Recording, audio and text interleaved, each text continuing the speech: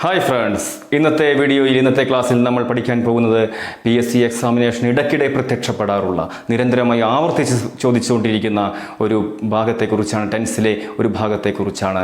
അതായത് present perfect continuous ടെൻസിനെ കുറിച്ചാണ് നമ്മൾ ഇന്ന് പഠിക്കാൻ പോകുന്നത്. നമ്മൾ ബോർഡിലേക്ക് ശ്രദ്ധിച്ചാൽ he has been playing cricket എന്ന സെൻറ്റൻസ് നമുക്ക് കാണാവുന്നതാണ്. He has been playing cricket എന്ന ആ സെൻറ്റൻസിൻ്റെ എക്സാക്ട്ലി മലയാളത്തിലുള്ള അർത്ഥം എന്ന് പറഞ്ഞാൽ അവൻ ക്രിക്കറ്റ് കളിച്ചുകൊണ്ടേയിരിക്കുന്നു എന്നാണ് ഈ സെൻറ്റൻസിൻ്റെ അർത്ഥം. അവൻ ക്രിക്കറ്റ് കളിച്ചുകൊണ്ടേയിരിക്കുന്നു എന്ന് പറഞ്ഞാൽ ആ പ്രവൃത്തി ഭൂതകാലത്തിൽ പാസ്റ്റിൽ ആരംഭിച്ച പ്രവൃത്തിയാണ്. ഇപ്പോഴും അത് കണ്ടിന്യൂ ചെയ്തുകൊണ്ടേയിരിക്കുന്നു. ദീർഘനേരമായി അല്ലെങ്കിൽ ദീർഘകാലമായി ആ പ്രവൃത്തി കണ്ടിന്യൂ ചെയ്തുകൊണ്ടേയിരിക്കുന്നു എന്നൊരു കാര്യം നമുക്ക് ഇംഗ്ലീഷിൽ പറയണമെങ്കിൽ ഈ tense present perfect continuous tense നമുക്ക് ഉപയോഗിക്കാവുന്നതാണ്. പ്രസൻറ്റ് കണ്ടിന്യൂസ് ടെൻസിൽ നിന്നും പ്രസൻറ്റ് പെർഫെക്റ്റ് കണ്ടിന്യൂസ് ടെൻസിന് ചില വ്യത്യാസങ്ങളുണ്ട്. ഈ പ്രസൻറ്റ് പെർഫെക്റ്റ് കണ്ടിന്യൂസ് ടെൻസ് എന്നാൽ ഇതിൽ ഉപയോഗിച്ചിരിക്കുന്ന ഓക്സിലറി വെർബ് ഹാസ് ബീൻ അഥവാ ഹാവ് ബീൻ എന്നാണ്. കൂടാതെ പ്രസൻറ്റ് പെർഫെക്റ്റ് കണ്ടിന്യൂസ് ടെൻസ് എക്സാമിനേഷന് വരുമ്പോൾ പലപ്പോഴും ഈ ടെൻസുമായി ബന്ധപ്പെട്ട് ചോദിക്കാറുള്ള രണ്ട് വാക്കുകളാണ് ഇവിടെ കൊടുത്തിരിക്കുന്നത്: സിൻസ്, ഫോർ എന്നീ വാക്കുകൾ. ഇതിൽ സിൻസ് എന്ന് പറയുന്നത് പോയിന്റ് ഓഫ് ടൈമിനെ സൂചിപ്പിക്കുന്നു. ഫോർ എന്ന് പറയുന്നത് പീരീഡ് ഓഫ് ടൈമിനെ സൂചിപ്പിക്കുന്നു. അതെങ്ങനെയാണ് ചോദിക്കാറുള്ളത് എന്ന് നമുക്ക് വിശദീകരിക്കാം. അതിനു മുൻപ് പ്രസൻറ്റ് പെർഫെക്റ്റ് കണ്ടിന്യൂസ് ടെൻസിൽ ഉപയോഗിക്കുന്ന രണ്ട് ഓക്സിലറി വെർബുകൾ has been and have been എന്നിവയാണ്. ഹി എന്ന സബ്ജക്റ്റ് സിംഗുലർ ആയതുകൊണ്ട് ഹാസ് ബീൻ എന്നും, ദേ എന്ന സബ്ജക്റ്റ് പ്ലൂരൽ ആയതുകൊണ്ട് ഹാവ് ബീൻ എന്നും ഇവിടെ ഉപയോഗിച്ചിരിക്കുന്നു. സബ്ജക്റ്റ് സിംഗുലർ ആണ് എങ്കിൽ has been plus ING. Present perfect continuous ടെൻസിൽ വെർബിൻ്റെ ING രൂപമാണ് ഉപയോഗിക്കുക. നമ്മൾ കഴിഞ്ഞ വീഡിയോകളിൽ പറഞ്ഞിരുന്നു, എല്ലാ കണ്ടിന്യൂസ് ടെൻസിലും വെർബിൻ്റെ ING ഫോം അഥവാ നാലാമത്തെ രൂപമാണ് ഉപയോഗിക്കുക. ഒരു വെർബിന് 4 രൂപങ്ങളുണ്ട്. വെർബിൻ്റെ ക്ലാസ് കേൾക്കാത്തവരുണ്ട് എങ്കിൽ ആ ക്ലാസ് കേട്ടതിന് ശേഷം ഈ ഭാഗം ശ്രദ്ധിക്കുക. ഒരു വെർബിന് 4 ഭാഗങ്ങളുണ്ട്. അതിൽ നാലാമത്തെ രൂപമാണ് ING ഫോം എന്ന് പറയുന്നത്.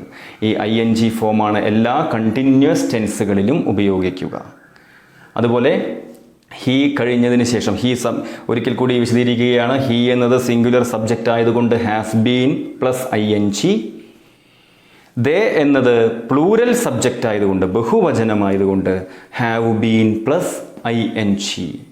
ഇവിടെയും ഐ എന്ന വാക്ക്, ഐ എന്ന സബ്ജക്റ്റ് വില്ലനായി കടന്നു വരികയാണ്.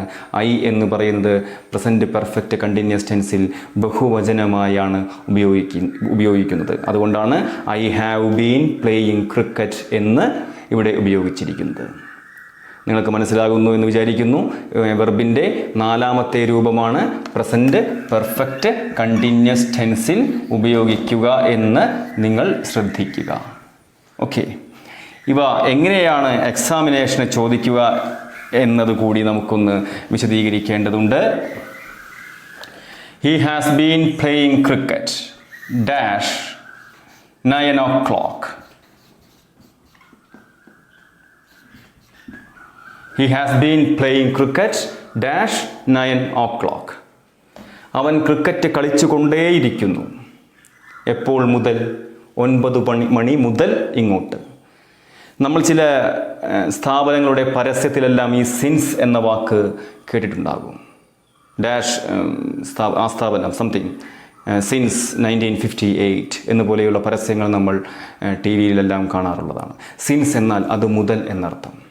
സിൻസ് 1947 എന്ന് പറഞ്ഞാൽ 47 മുതൽ ഇങ്ങോട്ട് എന്നർത്ഥം. സോ സിൻസ് 9 o'clock എന്ന് പറഞ്ഞാൽ 9 മണി മുതൽ എന്നർത്ഥം. അതായത് 9 മണി മുതൽ അവൻ കളിച്ചുകൊണ്ടേയിരിക്കുന്നു എന്നാണ് ഈ സെൻറ്റൻസിൻ്റെ അർത്ഥം.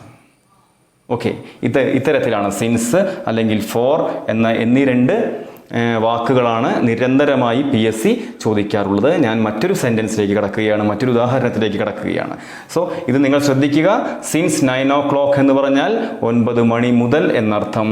സിൻസ് 1994 എന്നാൽ 94 മുതൽ ഇങ്ങോട്ട് എന്നർത്ഥം.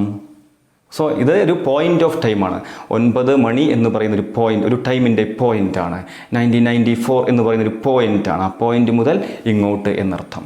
എന്നാൽ ഫോർ എന്ന വാക്ക് ഇത്തരം സെൻറ്റൻസുകളിൽ, പ്രസൻറ്റ് പെർഫെക്റ്റ് കണ്ടിന്യൂസ് ടെൻസുമായി ബന്ധപ്പെട്ട ചോദ്യങ്ങളിൽ ഫോർ എന്ന വാക്ക് ഉപയോഗിക്കുന്നത്, ഉദാഹരണത്തിന് they have been playing cricket dash 5 hours.